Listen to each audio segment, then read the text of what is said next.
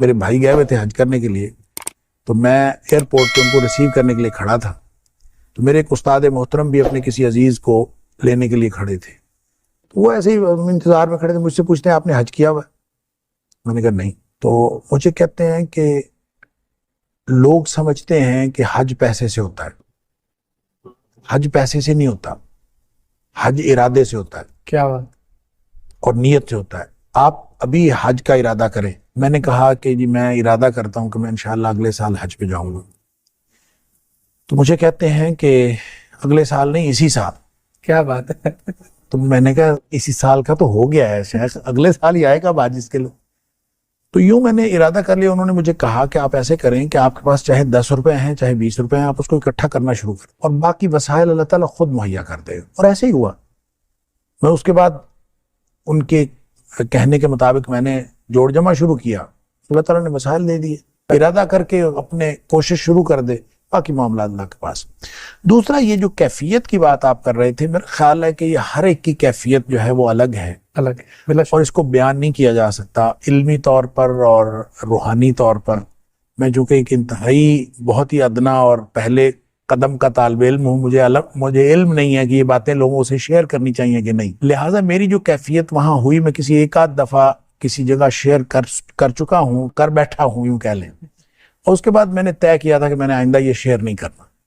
تو اس میں ایک پہلو بہرحال ایسا ہے جو لوگوں کے لیے اس کے اندر ترغیب کی بات ہو سکتی ہے، اس لیے میں اس کو ضرور اس میں شامل کرنا چاہوں گا۔ وہ میرا تجربہ اس طرح سے ہوا کہ ہم لوگ حج پہ گئے اور حج کیا، پہلی دفعہ میں گیا تھا تو ہم تقریباً 30 دن جو ہے، وہ 40 دن کا پیکیج ہوتا ہے، تو 30 دن ہم مکہ مکرمہ میں ہی رہے۔ تو ویسے تو حج کے اندر پیکیج یہ شامل تھا کہ وہ حج سے پہلے مدینہ منورہ جانا تھا اور واپس آنا تھا، لیکن ان کی کوئی ایڈجسٹمنٹ میں کوئی مسئلہ ہو گیا، تو جس کی وجہ سے ہم حج کے بعد ہم مدینہ منورہ گئے تو سب لوگ یہی کہہ رہے تھے کہ ساری مشقت ادھر ہی ہوتی ہے مکہ مکرمہ میں، اب وہاں تو جا کے آرام کرنا ہے اور کچھ نہیں ہے، کوئی مسئلہ نہیں۔ تو میں نے کہا کہ ٹھیک ہے، اگر یعنی یہ کیفیت تھی، لیکن جب تو پہلا دن تھا تو میں مسجد نبی میں بیٹھا ہوا، میں یہ سوچ رہا تھا کہ نبی کریم صلی اللہ علیہ وسلم کے شہر میں آئے ہیں، تحفہ کوئی ہدیہ نبی کریم صلی اللہ علیہ وسلم کو پیش کرنا چاہیے، تو کیا میں تو کچھ بھی نہیں لے کے آیا۔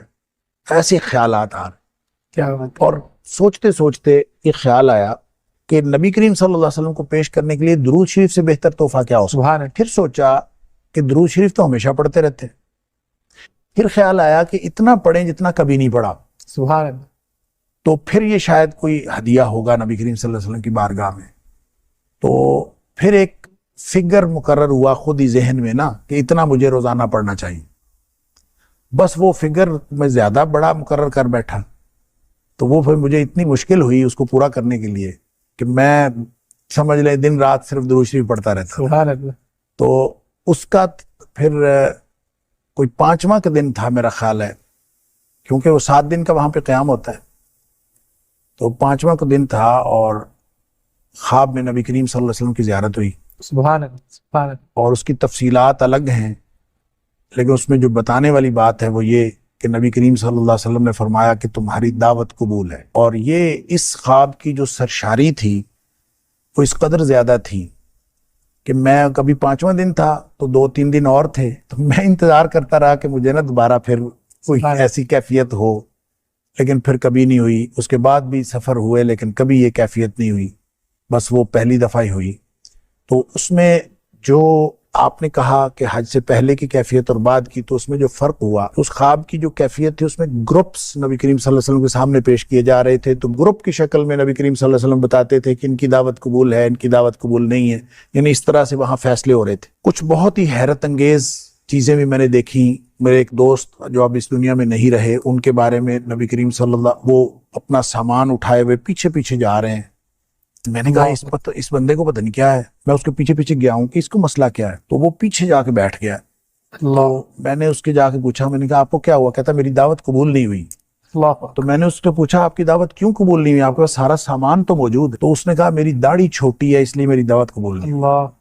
اب یہ عجیب بات تھی، اور پھر میں جب یہ واپس آیا ڈاکٹر صاحب، میں اس کے گھر گیا، اور میں نے اس کو یہ بتایا نہیں، میں نے ویسے یہ بتایا، میں نے کہا مجھے خواب میں کچھ بشارت ہوئی ہے تمہارے بارے میں۔ سبحان اللہ. اور یہ بشارت تو یہ ہے کہ تمہاری ساری باتیں ٹھیک ہیں، بس تھوڑا سا مسئلہ ہے داڑھی والا، وہ بھی پورا کر لو. اور وہ الحمدللہ اس نے فوت ہونے سے پہلے داڑھی پوری کر لی ہوئی تھی. سبحان اللہ.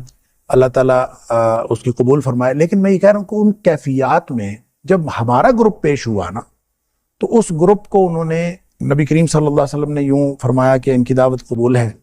تو ہم سب خوشی مبارک سب کچھ. لیکن ہم جب جانے لگے ہیں تو پھر پیچھے سے آواز پڑی، ہم دوبارہ پھر آئے ہیں اور پھر یہ حکم ہوا ہے کہ آپ لوگ ایک دعوت اور کریں. اللہ. اچھا، یہ جو تھی اس پورے گروپ کے اندر بہت خوشی کی لہر دوڑ گئی کہ یہ کوئی خاص ہمیں حکم ہوا ہے کہ دوسری. میں نے اس کو یہ سمجھا کہ ہم جو دین کا کام کر رہے ہیں وہ بہت تھوڑا ہے، ہمیں اس کو کم از کم دگنا کرو. جو حج سے پہلے کی کیفیت ہے اور حج کے بعد کی کیفیت میں سمجھتا ہوں وہ یہ ہے کہ میں نے اپنی ذمہ داری یہ سمجھی کہ نبی کریم صلی اللہ علیہ وسلم ہم سے جو تقاضا کرتے ہیں وہ اس سے کہیں زیادہ ہے، ہمیں اور زیادہ کام کرنا چاہیے. بڑا مشہور معاملہ ہے نا مستجاب الدعوات ہونے کا، اس حوالے سے آپ کا کوئی تجربہ؟ مستجاب الدعوات تھے، بالکل میرا تجربہ ہے. اور صوفی عبداللہ صاحب کے حوالے سے بتاتے تھے کہ وہ چونکہ بڑے مستجاب الدعوات تھے تو ان کے بارے میں بھی میں نے پوچھا ان کی دعاؤں کا کیا طریقہ کیا ہوتا تھا. وہ کہتا ہے وہ نا دعائیں بڑی مانگتے تھے بڑی عجیب طریقے سے. تو ربوبیت کی آیات پڑھتے جاتے تھے، جس میں اللہ تعالیٰ کی عطا کا ذکر ہے وہ شروع کر دیتے تھے اور مختلف جگہوں سے آیات جو ان کو یاد ہوتی تھی پڑھتے جاتے. اچھا، آیات پڑھنے کے بعد پھر وہ یوں نہیں کہتے تھے کہ یا اللہ یہ دے دے اور یا اللہ یہ دے دے. دعا کروانے والا جو ہے نا اس کو کہتے تھے چلو بھئی یہ بھی گل ہو گئی، چلو بھئی یہ بھی گل ہو گئی. وہ کہتے ہیں مثلاً ایک بندے نے خبر سنا دیتے. ہاں جی، ایک بندے نے جو ہے اس نے کہا جی آپ دعا کریں اللہ تعالیٰ بیٹا عطا کرے. یہ صوفی عبداللہ صاحب کی بات ہو رہی ہے. یہ صوفی عبداللہ صاحب کی بات جو مجھے صوفی عائشہ صاحب نے بتائی. بالکل. تو کہتے ہیں کہ وہ یوں کھڑے رہے، آیات پڑھتے رہے تو پھر اس کے بعد کہتے ہیں کہ یہ لو چلو جی ایک پتر، چلو جی 2 پتر، 3 پتر، 4 پتر، 5 6 7 8 بڑے نے. سبحان اللہ. وہ کہتے ہیں اس طرح سے وہ دعا انہوں نے کی. تو وہ کہتے ہیں صوفی عائشہ صاحب کہتے ہیں میں نے اپنی زندگی میں تو اس کا 8 بیٹے ہوئے. اللہ اکبر.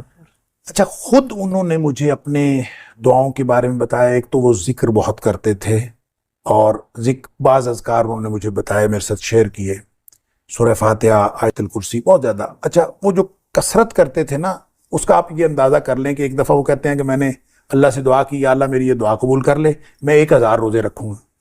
اچھا، اللہ اکبر. آپ اندازہ کریں اس طرح کو کرتا ہے. ہاں، بہت اور پھر وہ کہتے ہیں میں نے رکھے. اچھا، میں حیران حضرت 1000 روزے 3 سال بنتے ہیں.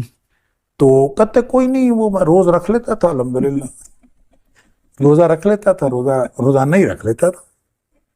سبحان. کوئی نہیں، الحمدللہ کچھ بھی نہیں ہوا مجھے، میں ٹھیک 1000 روزے رکھ لیے.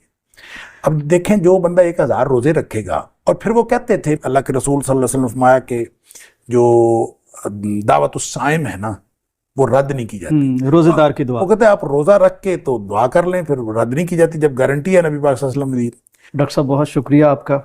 ناظرین، یہ اللہ والوں کی باتیں ہیں، اللہ سے تعلق کی باتیں ہیں. ایک بریک، ایک پروگرام کیا، اس پہ تو زندگیاں بیت جائیں جب ہم اللہ والوں کی باتیں کریں اور اللہ تعالیٰ کی عطا کی بات کریں، اس کے دینے کی بات کریں اور بندوں سے تعلق اور محبت کی بات کریں.